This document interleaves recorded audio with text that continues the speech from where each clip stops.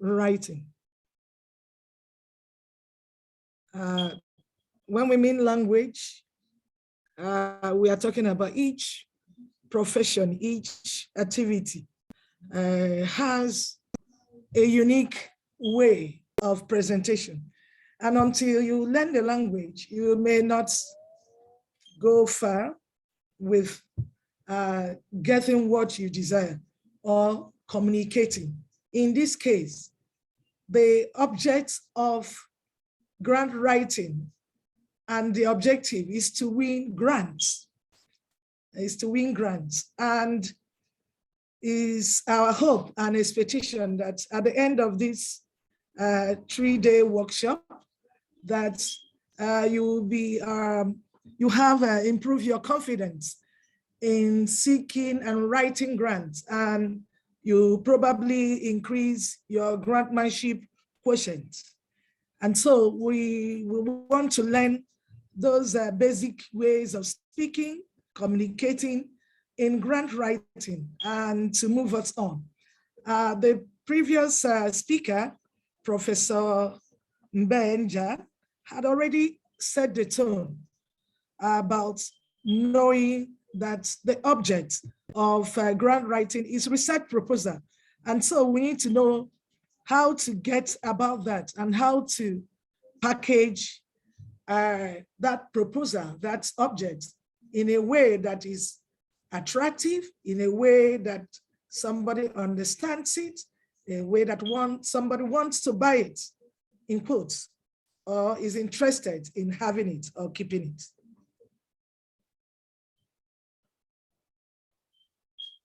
We need to ask first questions first. Why do you need to write for a grant?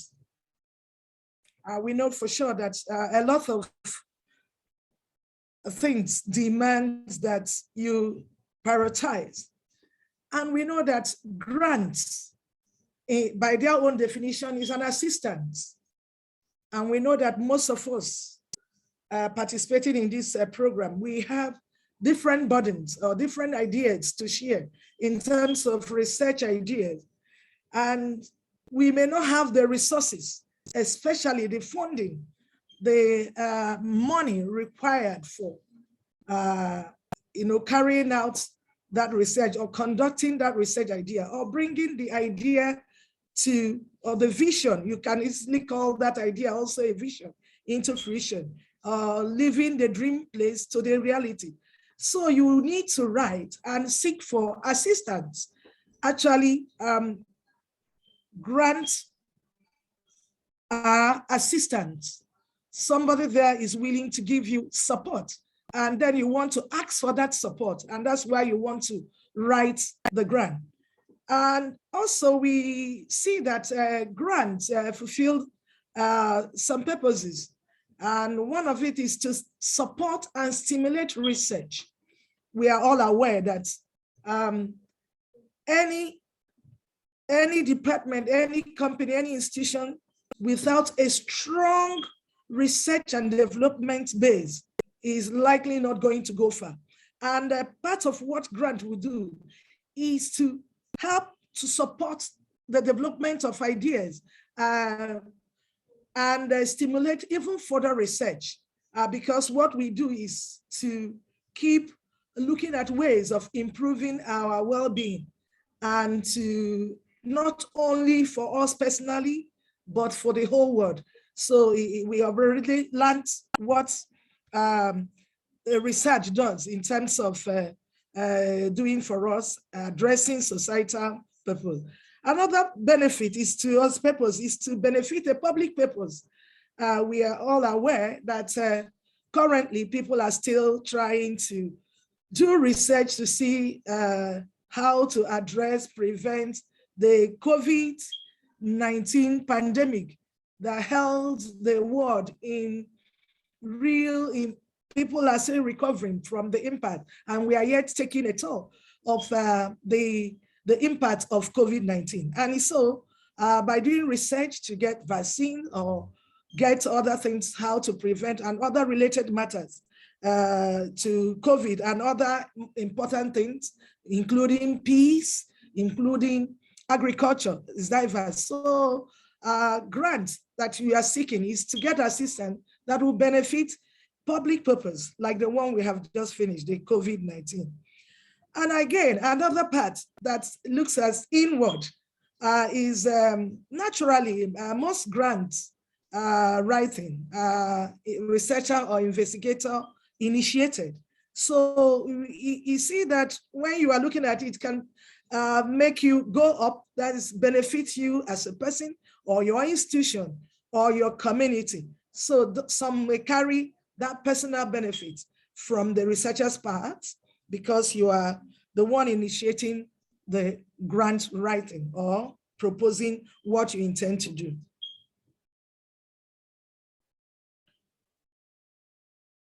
At this stage, we need to further expatiate why people and organizations would like to invest in research funding.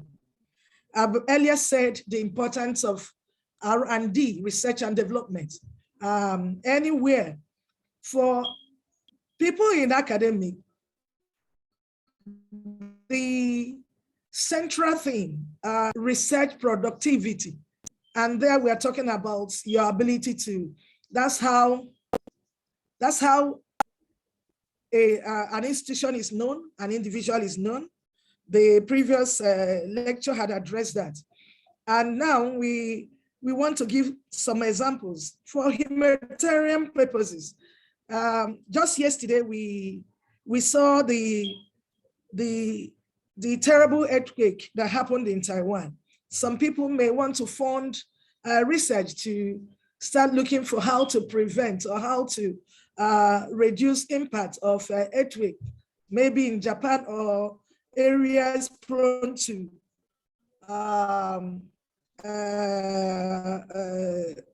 earthquakes and other disasters. Some also want to fund researches to advance their business interests. So that's why part of what you need to do when you are applying for a grant is to make sure you know what is the key thing, the kick for the grant body or the funding body.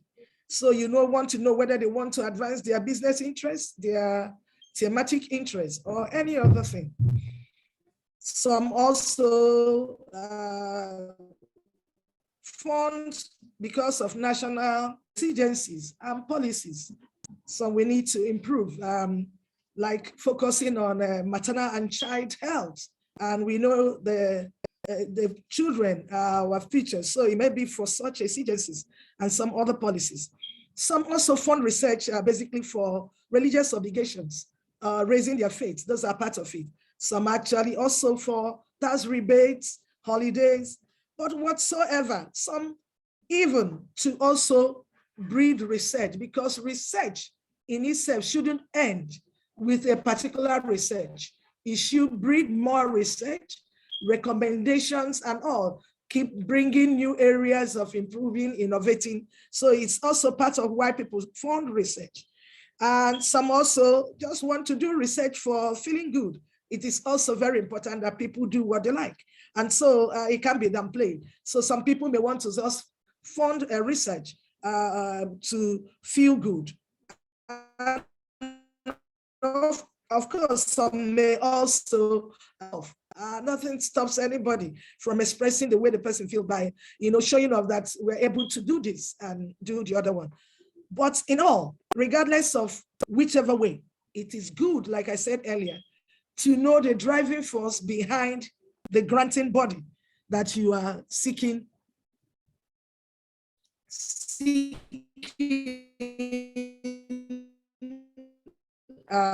the grants from. At this stage, we need to look at types of grants. Most of us, we may have tried our hands in grants of different kinds, but these are just the few ones. There are some divided into different, these are the thematic ones. We have training stroke career grants. We have a lot of people, the type of grant like the fellowship. Some people, we have postdoctoral fellowships. fellowships in a particular profession. Some also that you get your grant. For somebody asked earlier on about how long it asks for a grant to carry out your PhD is still in your career line to get a grant that will cover a career. PhD is one of it, master's is one of it. But the one that is quite common is a research project. And I believe that most of you have research focus. Your own research are in agri so much. So the research project is usually the people look at in terms of grant writing. But you can also get a grant, some travel grants for conferences to attend workshop. Fortunately for this, example is this kind of if this was a paying, was not a free workshop. We thank the ACU for this. You would have been maybe seeking for money, a grant to attend this workshop, whether online or physical. So that's part of how you can pursue a grant. Conferences in different places. We can also seek for grants for equipment. Remember that there are things we may want to get. For instance, people in the lab, some in the music lab, you may want to get a particular equipment that supports and makes for growth of your career area or what you do, whatever your focus is as an institution or as a person. We can also ask for infrastructural development grants where you want to set up buildings. You can also do it. It may not be necessarily in institutions, but you may want to look at the community building infrastructure, like providing water, clean and potable water. Somebody may want to write for grants in that line. Some may want to write for silos, for preserving and storage of agricultural products. So there are numerous ways, but for most parts, people really focus on research projects, and they are quite diverse. And of course, the organizations that seek to support such diverse in their, and the magnitude of their, and the scope of their support is usually quite diverse too. As earlier stated, what actually makes a particular institution or a researcher known is usually the person's research productivity.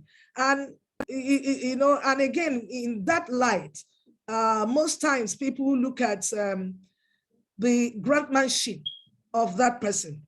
And I want to talk about grantmanship as forming your idea and then trying to seek how you can get support or assistance in carrying out your idea. And the grantmanship process, the issue is normally that people think that writing a grant, remember we are talking about the language, learning the language of grant writing. You need to also have in mind that grant writing is not this kind of linear, you just wake up, develop an idea and identify a funding agency or a body, you prepare, you submit it, and the next thing is, oh, you get. Some get exasperated with that kind of mindset. Grant writing is not entirely that linear. There are several things. Some people, you see, you develop your project idea, you identify a funding source, you prepare it, submit your application. And for most part, you await outcome. But here, people are waiting outcome. It is very good to have a positive mindset that you have made efforts in preparing something and expecting, but it doesn't come like that. Some may not come, the outcome may not be what you want to get, but you may have to look at some other things. It's not strictly a linear process, like I said earlier. That's the common thinking. And that thinking needs to, this workshop should give you a better idea that it's not something that you just go on to just say, oh, I have applied, I believe they will give me. Yes, if you do a good job, they will definitely get, but it's not, it doesn't end like that. It should be actually thought of as a circular process that is recycling. You do present another idea. If you look at the diagram before you, you see that it's more like a cyclic kind of thing, a circular thing. The process, the grantmanship process, you identify needs and your focus depending on what you want to focus on. You find that there are several, and we are hoping you to several give grants. You need to now, you look at your budget, because we'll talk about that budgeting, which is very detailed, because for most part, people need to understand that different agencies have the scope and magnitude of the money they can invest in a particular research idea. And they know how many they want to give within that scope and the magnitude. So you need to develop it in line with what. And what you do is that sometimes somebody had earlier asked concept notes, sometimes concept notes and letter of inquiry. Sometimes you can then just have that they are synonymous in a way, because what you do is to say, I have this idea. Concept note is, I have this idea. This is what a sneak preview of what you want to do.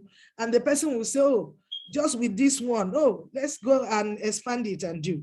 And you now prepare a specific one and submit a proposal before the deadline. Before the deadline is important. And of course, the whole process, the agency or the grant body will review it, get their people, do it their own way. And people wait for to receive award. Sometimes some people are not lucky, but we are hoping that after this, you increase your chances of winning grants after learning the language of grant writing. Some are turned down outrightly, and we will tell you why some are turned down outrightly. Some are accepted, some are declined. Some are also asked to revise. So what you do is that you come carry out. And another one, you file your reports with the agency and probably with your own institution. And then the cycle continues. If you are a researcher, you remain somebody that, and you want to remain relevant, you keep developing ideas, innovating even where you are. And that's how we go. So it's not just a linear thing. And it was stated before, but we can't state it enough here, that the structure or the elements of a typical grant proposal. Remember that grant proposal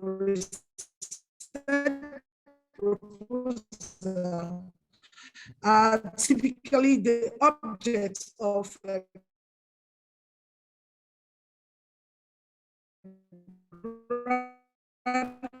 we talked about them and we'll talk about it.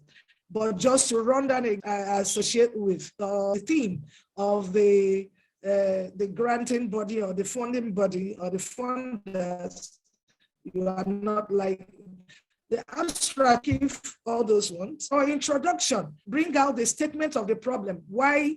What is the problem? Why do you want to do this? And remember, before I go on, remember when you are writing a grant proposal, remember that there are several other people writing, especially an international call, where you are likely to get, if the intention is to sponsor only 10 or 2 proposals, and you see that you are one of it, and you may end up, you may never know that other 1,000 people may be applying for that. So you need to state your own, the statement of the problem need to be very clear, concise, coherent, clear, and compelling. And all those ones will come.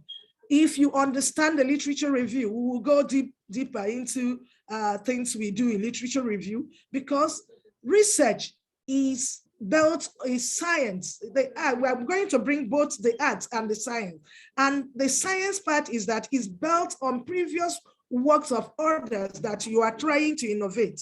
It's not just built on your own idea only. You keep innovating, you want to bring new things. So you need to know what is the current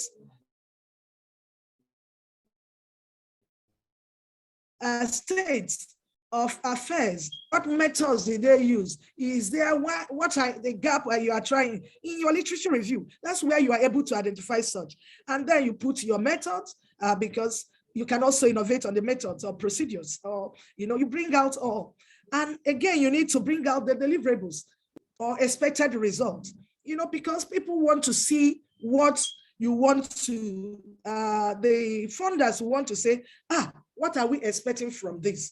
And that's what will attract them. And the person will be matching. If I give this person money, what so and so, can I get back what this person is saying? And then they weigh it. When that matches with what the funder is, you're likely to get the award. So you need to really be clear on your expected result or the outcomes or the deliverables that you hope to achieve. And you must be clear about how that could also be evaluated so that people can judge truly that you did it.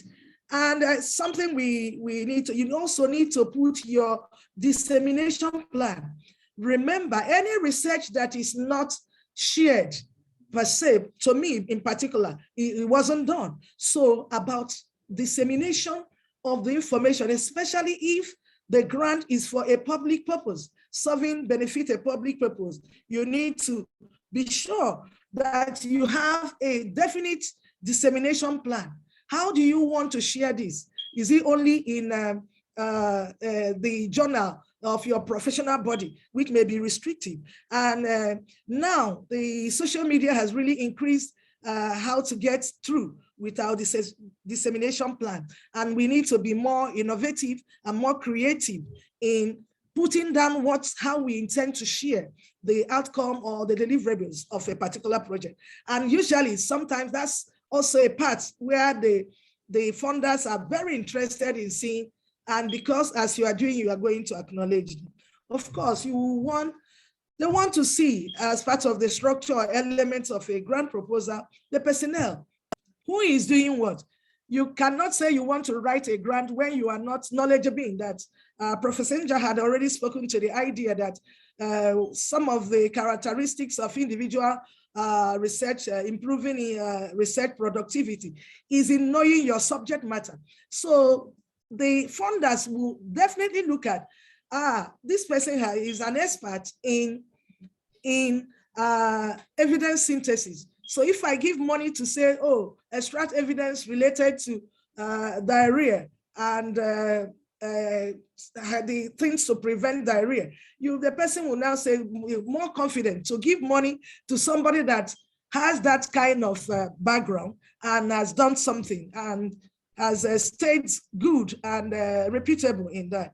Of course, budget and budget justification. Those are the structures, and the budget is very critical. We're going to take that, but to say that the funders are looking at your brand and you are looking at your budget and looking at, in this place, we now need to talk about the language proper. We have said that the object of your grant writing is your research or grant proposal. I want you to look at your grant proposal as a branding of a product, branding of your research idea. And let's just take the definition of branding. Branding is the process of creating a strong positive perception of your company. That is this time we're looking about your research idea and its products in your customers, funders, or grant agencies' mind. When you are branding, you want to create very strong perception.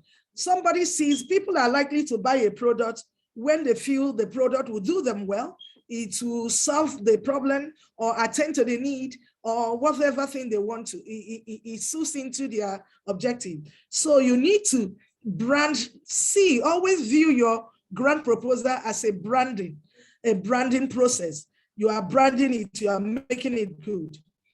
And so in a way, what you are doing by likening your grant proposal or research proposal to branding is to ask the key question. The funders will ask each person while they are reviewing their listing, what they are asking is, what is your selling point? What is your selling point? In this case, you are the seller, the funders are the buyer, and your research proposal is the product. So tell us the selling point, and that gives you what you need to. So we need to ask ourselves, why is it important to view your grant proposal as branding?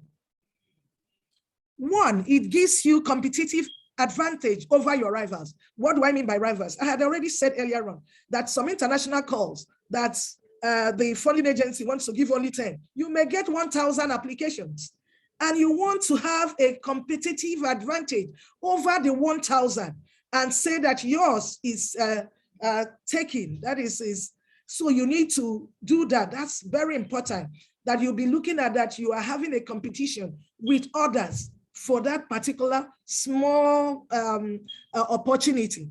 We also have, it will help in acquiring and retaining customers.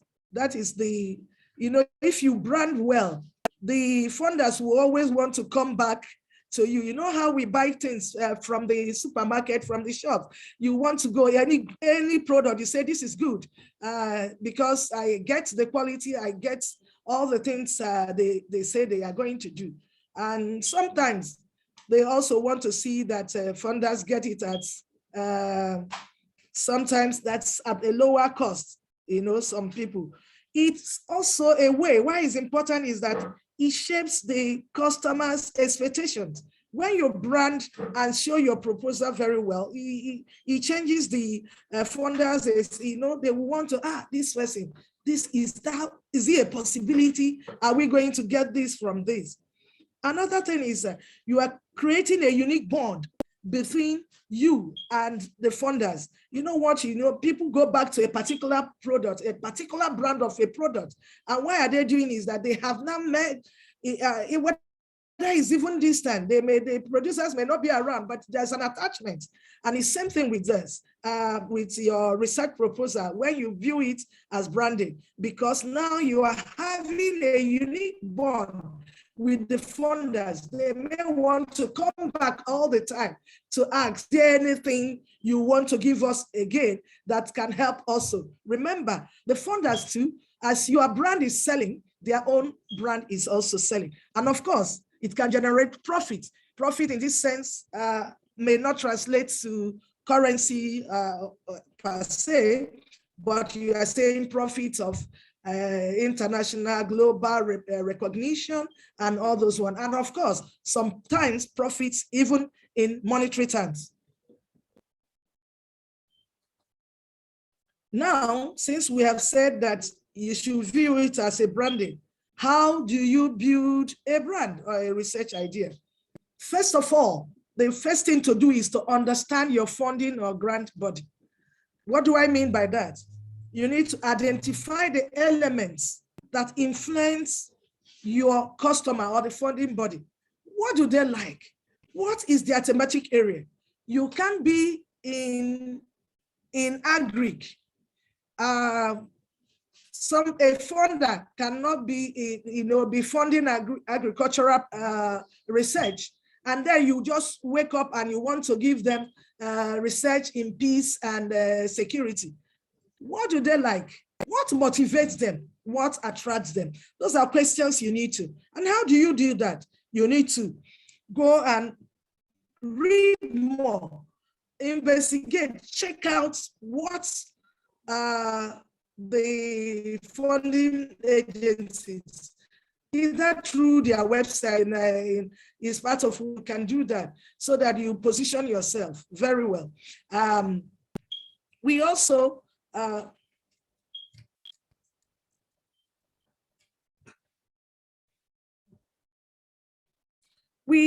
you need to see how you can leverage on them in doing your work. And so you need to know about them. The next. Another point on how to build a brand is to crystallize your brand or research idea or the promise. You need to state clearly the ultimate promise you are making to the funding organization. If you say, I want to provide water, for instance, to a particular community that's been ravaged, that is by cholera, diarrhea, and you want to provide potable water through infrastructural grants you are requesting to provide a well or a borehole, you need to really know how to crystallize your brand and make that promise and be sure you are going to deliver on that promise. You need to describe how your research idea stroke project will address the funding concerns or interests. If they are a health related place, naturally I will be giving examples in health, but you also, other ideas could come. For instance, the cholera or the diarrhea thing I said, you need to see how their interest is going to be addressed. Another states how you are going to deliver this promise. That's what is always contained in your methodology. You need to say, I will do this, I will do that, and this is how I will do it, needs to be stated very clearly, and that is important. You also need to define your brand persona. Like you must say that, oh, you are looking at, oh, these people are into peace and security. So how do I create that kind of this? You need to go and influence. It will be influenced. This particular point is influenced by knowing your target funding body, what they like. If they like water, if they dwell on urban, you shift to urban. Your project cannot be funded if they fund projects in the urban or semi-urban areas, and you are doing your project is focused on rural areas. You need to get that. Those ones insights you get from your the website or the knowledge you gather. Another one is that your research idea is the crossing personality need to come. And personality here, we're talking about your content area, your expertise in the place you're trying to project. And you now say that there are newer things you need to have learned, newer areas. You can't be talking about using an archaic method in the 21st century in putting your work. They will think you don't have much to offer. You are not going with the trend. And so in effect, you need to be trendy, even with the content area or your knowledge of your content area. And you also need to, by building a brand, and that's where you need to, what do you hope to deliver? It must be very clear.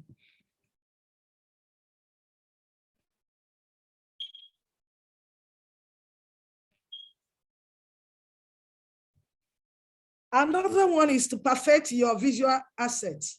Some people take this for granted, but that's where people really fail. Remember that most people are attracted, the eye sees before the content. That's why packaging of your research or branding your this thing needs to be the aesthetics is very important. Some people just do the application anyhow. What I mean by anyhow, they are not conscious of how to really make very clean work, the typing not straight, different font sizes for different things, different style of font, some with typographical error.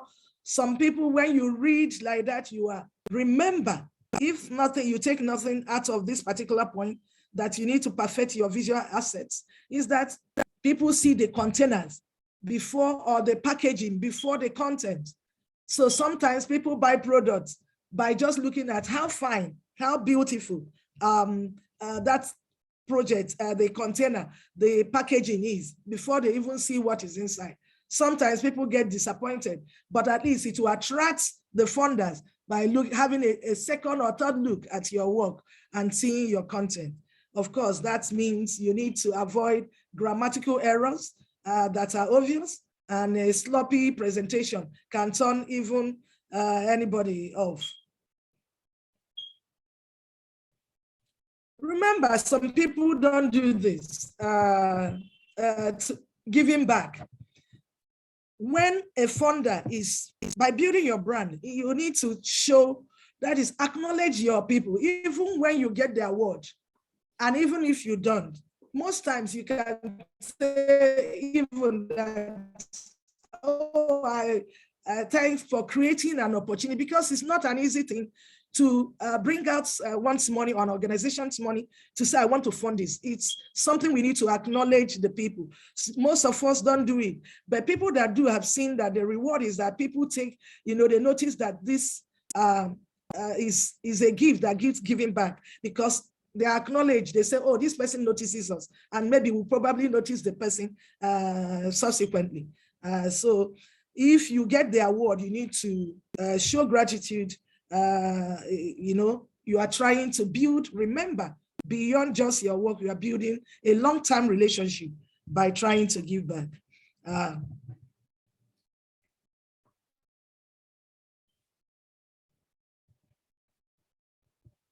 So for you to build a good brand, I have this acronym that you need to remember all the time. That brand stands for do better research all the time. Remember, the content is very important. The container is very important. So it's all put into, so do better research, B for better research. You need to be responsive to contemporary needs and to the grant agency or body needs. Some people don't know that they will not fund what they funded in 2019. Most people will go to new areas. We are talking about, if somebody is still talking about something else, if you are focusing on some, people need to focus on maybe COVID, you look at their contemporary needs around your place. People don't have water in your area. That should be that if you're focusing on a particular community, or looking at the agency focusing on a particular community. So R stands for being responsive to contemporary needs, to current needs, developmental needs of the people. Don't make research for research's sake. Make it to have impact. That's why being responsive. A stands for accountability. I can't stretch the importance of building a brand and building accountability as your watchword. People don't give money that people that will not return what they said, will not do their promise, will not keep to their promise. People not say this is what we did, and accountability should be your watchword in building your brand. Join the non-quitters club. What do I mean by that? Never. Because that you didn't get a grant now does not mean you won't get in future. It's persistence that you need to keep trying. As you're trying, you will learn better ways of writing, better ways of putting your idea forward, learn from others, expand your network. So don't give up. There are things to learn in research grant writing. Another one is dedication to excellence. Don't settle for less. Always focus, always target to the maximum, the peak, and the peak is excellence. So be dedicated to excellence. So your brand is better, responsive, accountability, never giving up, dedication to excellence. I want to just remind you that you need to note that branding is a complex process. It requires careful planning. Remember the definition Professor just said about research, careful. So it's not something, it's not a haphazard thing. You don't just wake up and just dump things. It must be carefully planned. You need to calculate very well, your approach to a particular thing, not just, so too is selling your research idea. So remember that branding is like selling. And remember what I said, that a grant giving body or a funding agency will ask you a critical question. What is your selling point? Remember, your grant application is your product. You are the seller. You must be a good marketer. So do your work well. And therefore, you must be strategic in developing your brand. You must be strategic. Being strategic is that you look for how to get, you can give to other people to proofread your work and get you through with a good brand. Remember that as you're building your brand, what you are doing is branding, building a brand image. And that's what in grants writing parlance, we say grantmanship quotient. What we mean by that is that you need to keep, it's important that a researcher builds up grantmanship quotient. And that's why you'll be reputable, you even feel gratified in doing that. You are contributing, you are part of solution to what's problem or solving, addressing issues. And when you bring brand image of good repute and high integrity, means that you keep increasing your grantmanship quotient. Such image breeds trust, and of course engenders rewards. When you have a good brand, let me tell you, so if you are consistent in making a brand that has the 5 acronym of brand I have said, doing better research, you see that you'll be rewarded. Reward in this case is that you'll be getting more grant. Why is it that we have more people, the people that have gotten grant before are giving more? Because there's accountability running, they don't stop, they keep putting forward ideas. And again, the funding bodies, there's what we call brand loyalty. People can keep buying the product, and the funders will keep giving to that particular person. That's what we call brand loyalty. So just to wrap it up, you need to have this as a grant success tips. Conduct good research. Remember, each funding agency, they have their own formats, their own guidelines. Endeavor to follow their guidelines.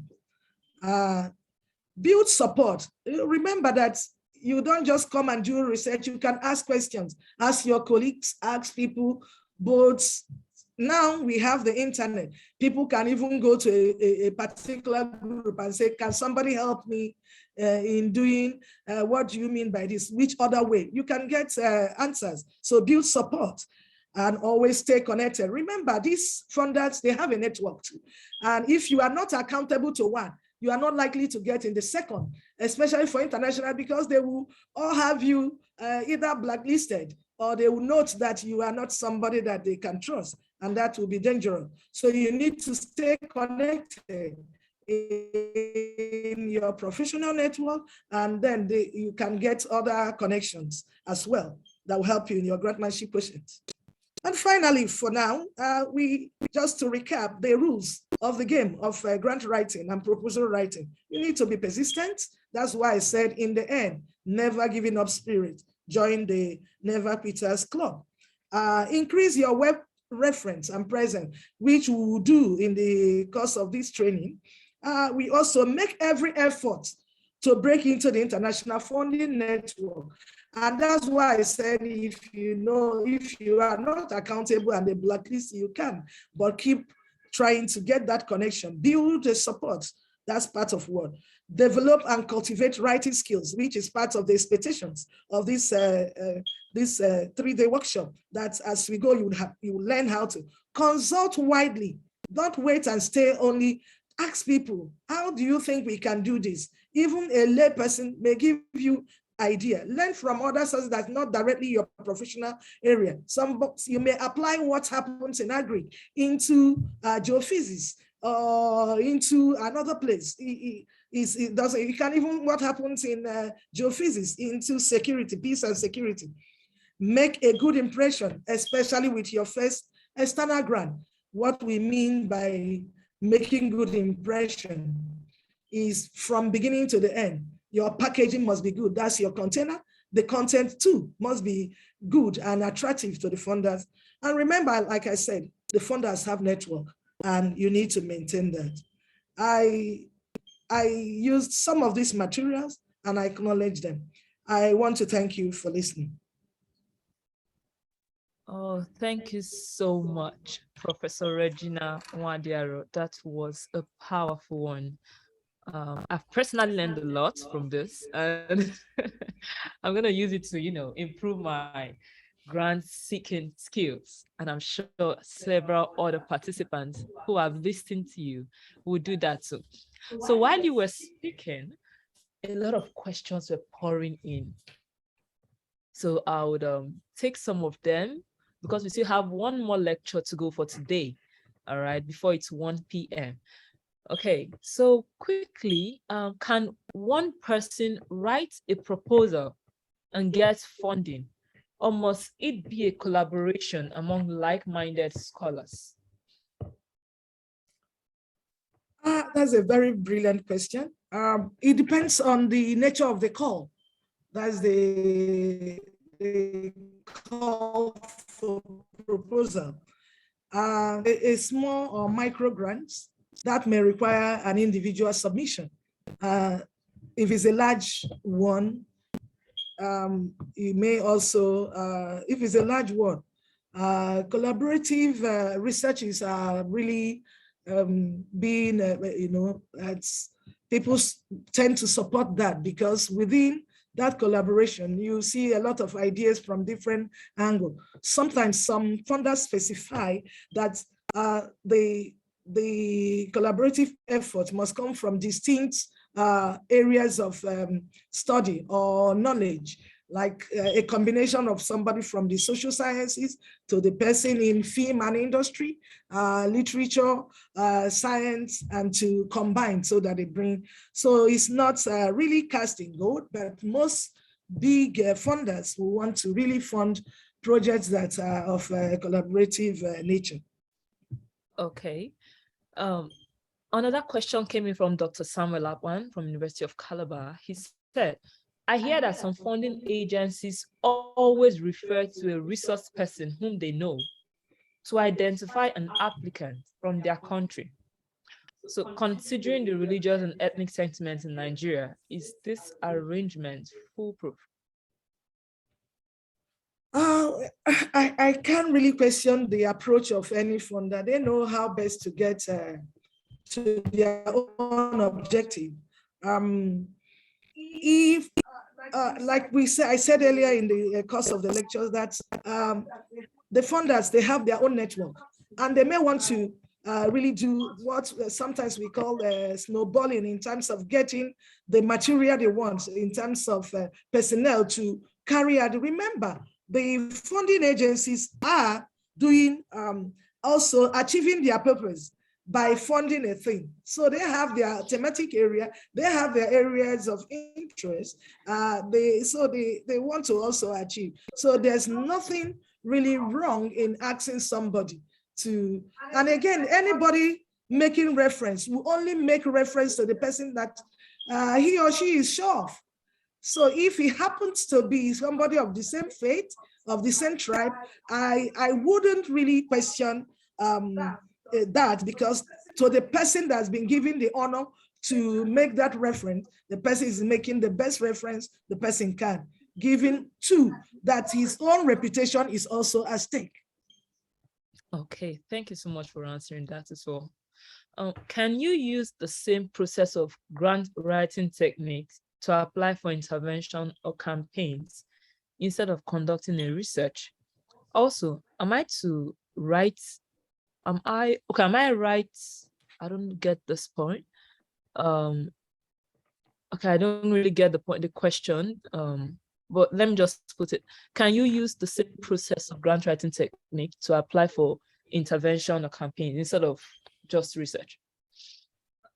See, what we have talked about in this section is the language. And when we mean language, is about those key principles, those seeds, those nuggets that will get you on. And if you say campaign, it's not different. You know, what do you mean by campaign? Campaign about something is like selling an idea. I want people to see as if campaign is different, unless you are talking about political campaign, which is also different. Even at that, you are still selling an idea to people and you want them. So the language may be borrowed from, it may be cross-cutting a bit. So, but in saying a campaign and research is as if you are drawing a line. There's no line. Supposing you want to do a campaign to improve awareness of mental health, you know, that is a campaign in a particular community, like you know, a university community. So you can apply for a grant that will help you achieve that campaign. So it's still part of your grant writing. The campaign, the central thing is that increasing awareness. What is your objective? That's what you need to ask. Okay. So it's not. I think this question has been answered already. Do we have the same format of grant writing for both science and arts? I think about the format, Professor Nja had explained that it depends on the call. Yeah. So you look at the call and work with the format of the grant agency. Prof. Regina, I hope I'm right with that answer. Yes. It depends on the format. It's not casting gold. What we gave you as elements or structure is those basic things that may come. They may not be called the same name in a particular grant. It may be called other names, but the central theme around them, like naturally you must have a title or a topic. You must have, give people the background information that you want them. Within that, you are trying to sell the idea. Why is it important? What, and all those ones. So the thing is that it depends on the format of the funding agency. Okay, great. I'm just trying to pick a few more questions because there are actually so many questions. Okay. Yeah, what are the various forms that giving back takes? Giving back is in several forms. If, for instance, you've been awarded, part of giving back is to keep putting the logo. For instance, this is a grant we are executing, and you can see that permanently we have the funders logo, Association of Commonwealth Universities, as part. That is giving back, acknowledging them all the time. That's a give back. And as we are talking, everybody is saying, you know, you understand, the participant understand that this is a give back. Another give back is to mention them in, you know, any report you are going to give. That this was part of the sponsorship from these ideas. You can do branding of the project materials, carrying their logo or mentioning them, or be running a program of how the grant benefited you as an individual or as an institution. That gives you a good ground for it. Okay. All right. Yeah. What was this other question? Someone also asked, for a fellowship, do you need to include budget, particularly when the professional development come in budgeting? I think that's I pull that through. Okay, great.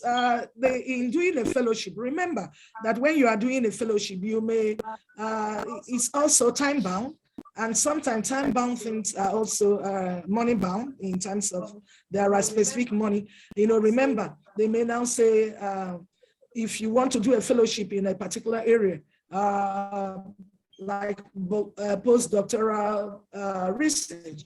They will now say, what is your research? What are the things you require? It may be required.